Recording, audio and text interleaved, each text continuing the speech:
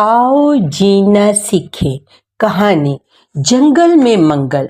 रूहान, आफिया और रूबी अपने वालिदैन के साथ एक जंगली पार्क में पिकनिक के लिए जाने वाले थे।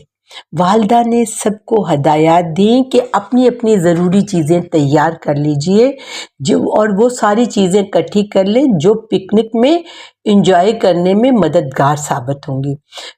पापा ने समझाया कि हमें खाने पीने की चीज़ें, पानी की बोतलें, छोटा कारपेट और खेलने का साजो सामान भी ले जाना होगा। मैं अपना फुटबॉल और कैमरा भी लेके जाऊंगा, रूहान ने कहा। मैं अपनी पसंदीदा किताब भी रखूंगी ताकि उसे वहां बैठ के खूबसूरत माहौल में पढ़ सकूं। मैं अपनी गुड़िया और रंगीन पत्थर जमा करने का डब्बा लेके जाऊंगी, रूबी ने खुश होकर कहा। और हाँ, मम्मा ने कहा, बेटा कूड़ा करकट फेंकने के लिए हमें थैलियां भी साथ रखनी चाहिए। मम्मा ने तमाम सामान एक बड़े बैग में रखा और बच्चों ने मम्मा एक बास्केट तैयार करने में और खाने पीने का सामान तैयार करके पैक करने में मम्मा की मदद की। अगली सुबह सबने जल्दी से नाश्ता किया। पापा ने गाड़ी निकाली, बच्चे जोशो खरोश से बैठ के रास्ते भर वो नज़में और गाने गाते रहे। जब वो जंगली पार्क में पहुंचे तो हर तरफ हरियाली और रंग बिरंगे परिंदे नजर आ रहे थे। खूबसूरत आवाजें परिंदों की, माहौल बहुत ही नगमगी लिए हुए था। आफिया ने हैरत से कहा, ये तो बिल्कुल जादुई लग रहा है। पापा ने एक जगह मैट कालीन बिछाया ताकि सब लोग आराम से कालीन पे बैठ सकें और एक सायादार जगह भी देखी। बच्चे खुशी से इधर उधर भागने लगे। ताज़ा हवा चल रही थी और वो कुदरत के हुस्न से खूब लुत्फ अंदोज होने लगे। फिर रूहान ने फौरन अपना फुटबॉल निकाला और पापा के साथ खेलने लगा। आफिया और रूबी भी थोड़ी देर खेली। फिर आफिया एक दरख्त के नीचे बैठकर अपनी किताब पढ़ने लगी। मम्मा ने खाने पीने का सामान सजाने लगी। ज़मीन पर बैठकर रूबी रंग बिरंगे पत्थर चुनने में मसरूफ़ थी।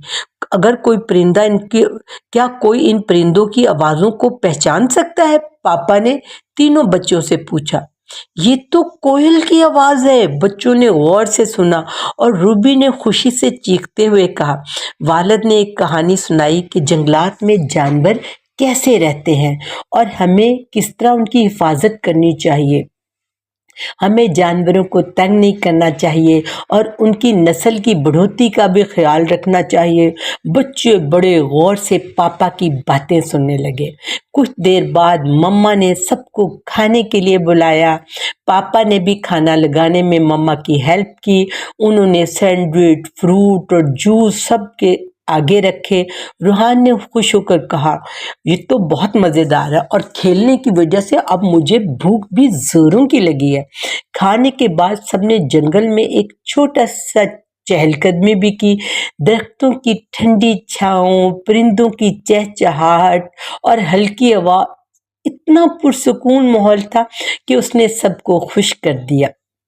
आफिया ने कहा, मम्मा खाना खाने के बाद जो कूड़ा करकट जमा हुआ है वो मैंने और रूहान ने कूड़ा करकट वाली थैलियों में डाल दिया है। मुझे आपकी बात याद है, हमें अपने पीछे कहीं भी गंदगी नहीं छोड़नी चाहिए। पापा ने कहा, वेल डन बच्चों। पिकनिक के बाद वालिद ने पापा ने कैमरा निकाला और सब बच्चों की कुछ यादगार तस्वीरें खींची। बच्चे खुशी से खेलते रहे, कुदरत के नज़ारों से लुत्फ अंदोज होते रहे। मम्मा ने भी खेल में हिस्सा लिया। पापा ने बच्चों के साथ फुटबॉल खेला। यूं लगता था कि इतनी जल्दी दिन गुजर हो गया, काश ये दिन कभी नहीं गुजरता।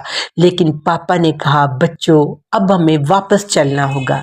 लेकिन मम्मा ने कहा, बेफिक्र हो, ये दिन हमेशा हमें जब भी याद आएगा तो हम इंतहाई खुशगवारी महसूस करेंगे। हम खुद को खुश महसूस करेंगे जब हम इसकी दूसरों से डिस्कशन करने लगेंगे।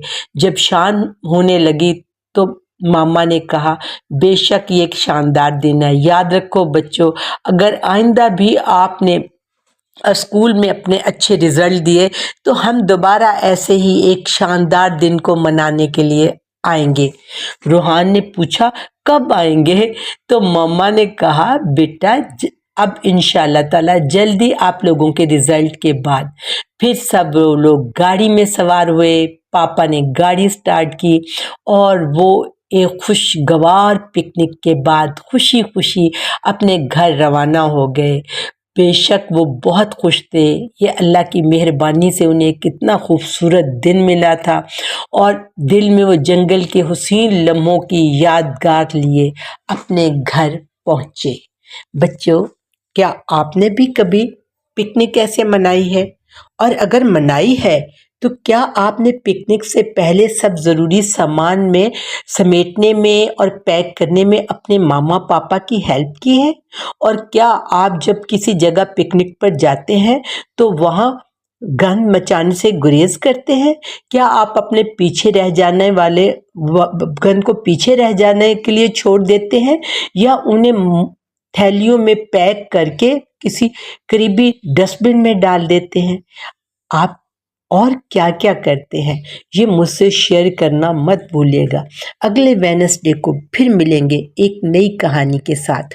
تب تک کے لیے اللہ حافظ، بائے بائے، سو لانگ۔